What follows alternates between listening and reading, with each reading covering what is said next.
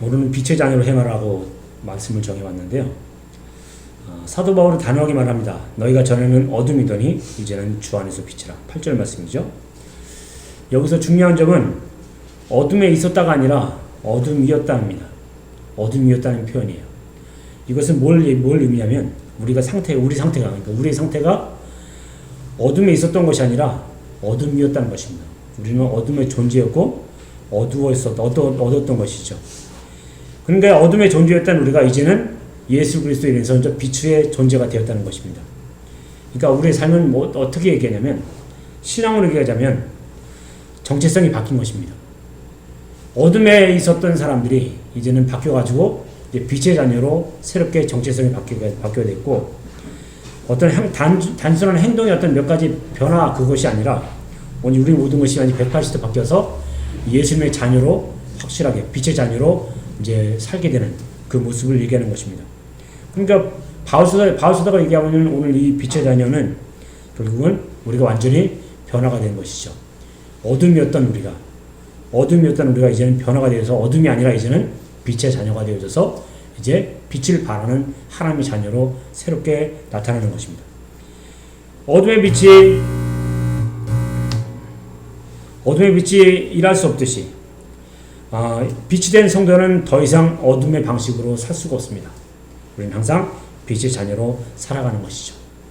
한 사람이 오랫동안 지하실에서 살다가 밖으로 나왔다가 이제 세상을 얻었습니다. 그 사람의 삶은 어떨까요? 지하실에 있을 때는 어둠에 익숙해져서 불편할 줄도 몰랐습니다. 그런데 밖으로 나와서 햇빛을 경험한 뒤에는 다시 지하실로 들어가기가 싫어지겠죠. 아마 지하실로 내려간다면 그 어둠은 더 이상 편안하지 않을 것이고 아마 견딜 수 없는 그런 것이 될 것입니다. 이게 바로 우리의 삶입니다. 우리는 어둠이었던 우리 삶이 이제는 빛의 자녀로 새롭게 태어나게 됩니다. 나는 여전히 옛사람처럼 살고 있지는 않은지, 혹시 내가 빛의 자녀가 아닌 옛사람 어둠의 자녀로 살고 있지 않은지를 다시 한번 생각해 보시고 이 시간 정말 주님께 돌이키게 되는 그리고 주님의 자녀로 빛의 자녀로 우리의 모든 삶을 다시 한번 되돌리는 그런 삶이 되시기를 주님의 이름으로 부탁드리겠습니다. 그 다음에 9절과 10절에 보게 되면 빛의 열매가 나타나는데요. 이 빛의 자녀는 빛의 열매가 세 가지가 있어요. 왜냐면 모든 착함과 의로움과 진실함. 모든 착함과 의로움과 진실함. 이걸 보면 그냥 선하게 살면 되겠구나. 그냥 왜 학교에서 적어주잖아요. 상 주잖아요. 바른 생활 학생, 착한 선한 학생 이렇게 가지고 그 선한 행동을 했던 학생들에게 그 상을 표창장을 주는 것이 있는데 그런 거라고 생각할 수 있습니다. 왜? 모든 착함과 의로움과 진실. 이게 결국은 그런 거 똑같아요. 그런데 이것은 말로 설명되지 않는 것입니다. 그냥 드러나는 것도 아니고 그냥 증명됩니다. 그냥 드러나면 증명되기 때문에 빛이 있는 곳에는 어둠이 머물 수 없듯이 빛의 자녀가 있는 곳에는 변화가 일어나는 것입니다. 항상 변화가 일어나요. 바울은 말합니다. 주를 기쁘시게 할 것이 무엇인가 시험하여 보라. 오늘 말씀대로 주를 기쁘시게 할 것이 무엇인가 시험하여 보라. 신앙생활은 이게 죄냐 아니냐가 아니라 그런 경계선의 어떤 그런 것이 아니라 주님이 기뻐하는가, 주님이 기뻐하시는가 하는 그것입니다. 나의 행동 하나가, 나의 말 하나하나가 내가 움직이는 모든 것이 주님이 기뻐하시는 것인가를 생각하면서 내가 주님을 기쁘게 하는 그런 삶으로 살아가는 것이 우리가 빛의 자녀로 행하는 것입니다. 모든 착함과 행함과 이런 것들이 다 어떤 것입니까? 세상 사람들에게 보이는 것이 아니라 주님을 기쁘시게 하기 위해서 하는 것입니다. 오늘 세 가지가 그렇습니다. 모든 착함과 그리고 의로움과 진실함. 결국은 이것은 무엇일까? 바로 이 행동으로 인해서 주님을 기쁘시게 하는 것이죠. 주님이 기뻐하신가 아니하신가를 살게 되는 모습이 오늘 우리가 살아가야 하는 그런 어떤 핵심적인 목표인 것입니다. 사과나무에 사과가 열리게 하려고 나무에게 이 사과 주인이 사과야 열려라 라고 말합니다. 그렇게 외치면 과연 사과가 열릴까요? 사과는 열리지 않습니다. 나무가 뿌리를 내리고 햇빛을 받고 물을 흡수하면 때가 되면 자연스럽게 열매가 맺히는 것이죠. 빛의 열매도 마찬가지입니다. 억지로 착해지려고 애쓰는 것이 아니라 주님 안에 거할 때, 내가 주님 안에 거하고 뿌리를 주님께 내릴 때에, 그럴 때 내 삶 속에 착함과 의로움과 진실함이 드러납니다. 이것으로서 주님을 기쁘게 하고 주님의 빛을 나타내는 것이죠. 바로 주님께 내 뿌리를 내렸을 때에, 그럴 때 사과가 열리듯이 내게 이런 열매, 바로 착함과 의로움과 진실한 열매가 나타나는 것입니다. 여러분, 이런 열매가 있게 되시기를 주님의 이름으로 부탁드리겠습니다. 나의 선택의 기준이 나에게 있는 것이 아니라, 남들도 다 하는 그런 것이 아니라 주님이 기뻐하는 것, 이것을 내가 먼저 나타내야 되는 것이죠. 우리 삶 가운데 온전히 주님을 기뻐하게 하시는 그런 삶을 살게 되시기를 주님의 이름으로 부탁드리겠습니다. 그 다음에 11절부터 12절에 보게 되니까 어둠에 참여하지 말고 드러내라고 합니다. 참여하지 말라고 하는 것은 더 나아가서 책망하라, 드러내라 이렇게 되어 있는데, 빛의 역할은 단순히 착하게 사는 데서 끝나는 것이 아닙니다. 빛은 어둠을 드러내는 능력이 있습니다. 빛을 비추면 어둠은 자연히 물러가요. 여기서 중요한 것은 정죄가 아닙니다. 빛으로 비춘다는 것은 진리를 살게 되고, 더 나아가서는 침묵으로 동조하는 것도 아니고, 더 나아가서는 어떻습니까? 어둠을 완전히 몰아내는, 그래서 어둠이 더 이상 없어지는, 빛으로서 모든 것이 완전히 밝혀지는 그런 것이 빛에 대한 삶입니다. 빛을 드러내기 때문에 어둠이 자연적으로 사라져요. 그러니까 우리가 가는 곳에는 어둠이 사라져야 됩니다.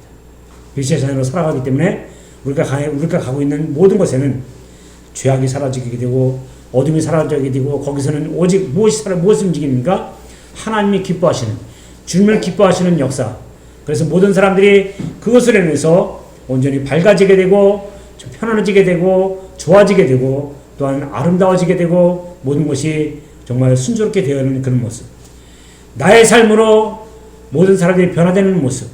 그래서 이것을 통해서 하나님이 기뻐하는 삶, 이 삶이 우리가 빛으로 살아가는 그런 모습입니다. 혹시 우리가 살아가는 데 있어서 내가 나의 존재를 인해서 혹시 그런 것들이 제대로 움직이는지를 한번 생각해 보시기 바랍니다. 만약 그렇게 되지 않는다면 우리는 빛으로서 살아가는 자녀가 안 된다는 것이죠. 빛으로 자녀는 온전히 나를 통해서 모든 것이 변화가 되는 그런 것이 이루어지는 것이죠. 어두운 밤에 촛불 하나를 켜면 어떤 일이 일어납니까? 촛불이 어둠을 향해서 싸우거나 소리치지 않습니다. 그저 존재하기만 하면 어둠은 물러갑니다. 빛의 능력은 공격성이 아니라 존재 자체에 있습니다. 성도의 삶도 마찬가지입니다. 큰 소리로 정죄하지도 않아도 말씀대로 살아가는 모습 자체가 세상의 어둠을 드러내는 빛이 됩니다.